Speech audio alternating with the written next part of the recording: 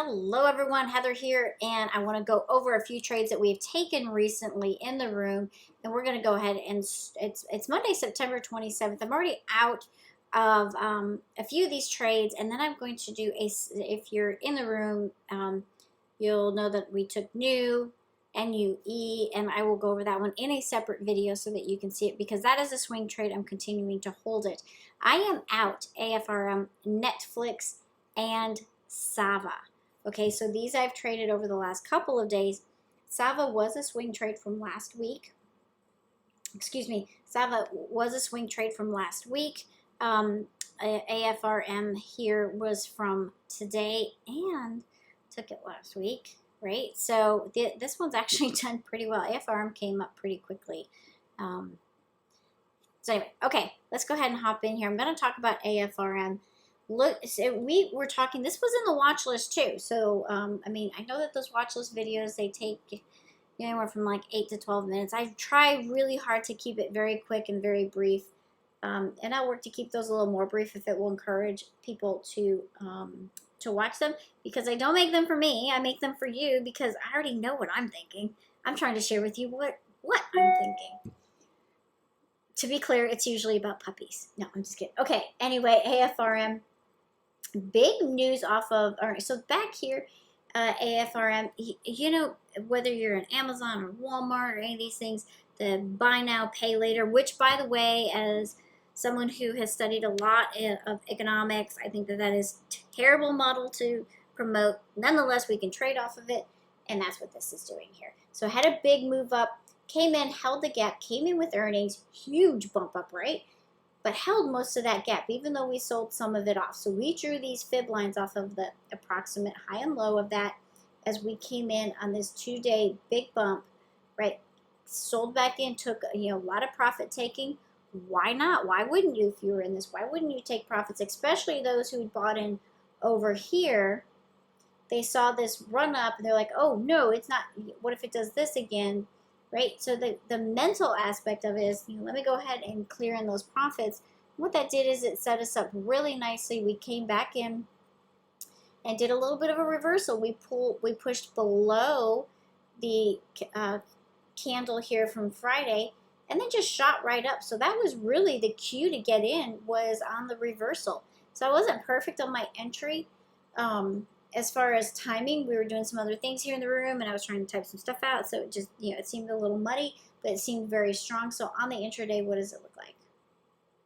Okay, big push up, came back in and relaxed, and then look at this nice march. We held most of that. We held over the opening price, which is a really big, or a really good, not big, a really good way to gauge the trade. If the chart can't hold over and close over the opening price from that day, it's usually a very good sign to go ahead and step out of the way and come back to it, let it set itself back up.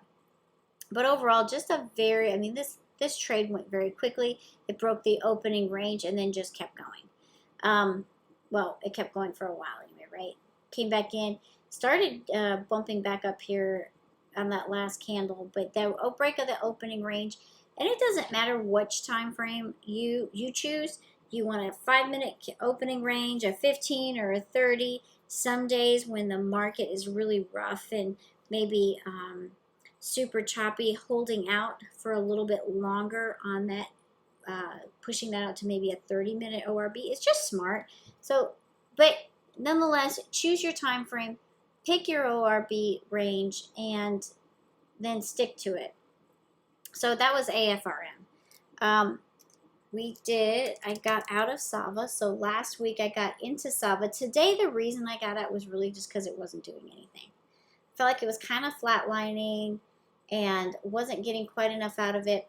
But Sava itself made this U-turn. We noted that, and then it came up on an over. So I had a 3-8-20 cross and over the 200, so brought that back to our attention. We noted that it had a little gap back here, and it came up, filled it on Friday. I got into it on Friday there. It fell back in to the previous day's candle, but it held the opening price. So it opened up and held and closed over the previous day's close. Made me happy. We came in today and then pushed up. On the intraday, like I said, it kind of didn't do much, and then it moved. Although the price action looked like it was moving really, really well, it really stalled out. The options price started to stall. So I decided to go ahead and take it off, and we will regroup on this one for tomorrow. It's not that I think that the chart is failing. It just, the indications, even though we closed kind of high of day, indications are maybe it's ready for a little bit of a pause after this many candles, and only one of those candles was a closed window. All the other ones were open windows, right? So that means it opened and closed higher. Even on this red day, it closed higher than the open. Okay, so that is Saba. And then Netflix. Well, honestly, I had watched Tesla and didn't feel like it.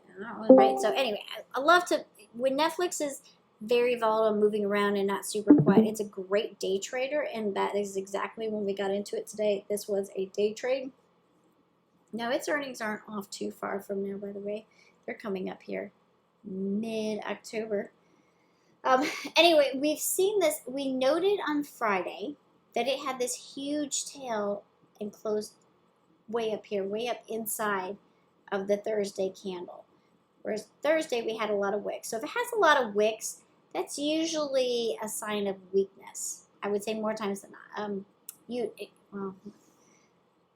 I look at a lot of wicks as a sign of weakness.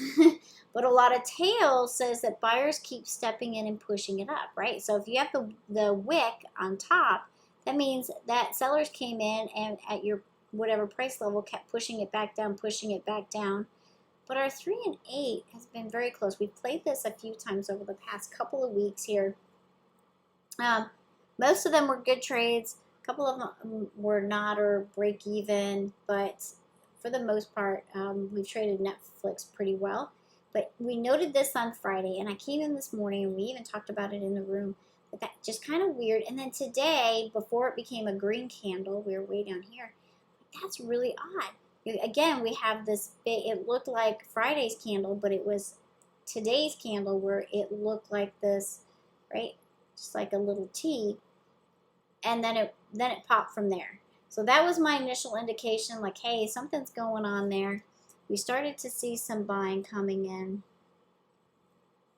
right? And then look at this, we really did. We came in, had a nice big push, paused a little bit, came right back in and pushed straight up, broke the opening range and continued to climb until we got here to this 310 candle that just stalled us out. Although, still some nice buying, right? So, I mean, overall, we've seen some pretty good price action holding in. Did I want to hold it over it? No, and the reason is because when you go back to the daily, even if we put in that good of a candle, right, we can come right back down. So I want to see this prove to me over 590. Actually, I would say like 596 would be a really decent level here, over 596 for a potential swing at that point. But until then, we'll just take our money out of the day trades. Okay, really long. I know I got a little chatty on there, but anyway, those are the trades I took today or yesterday into today. Hope they make some sense to you, but always ask tons of questions. All right, that is all.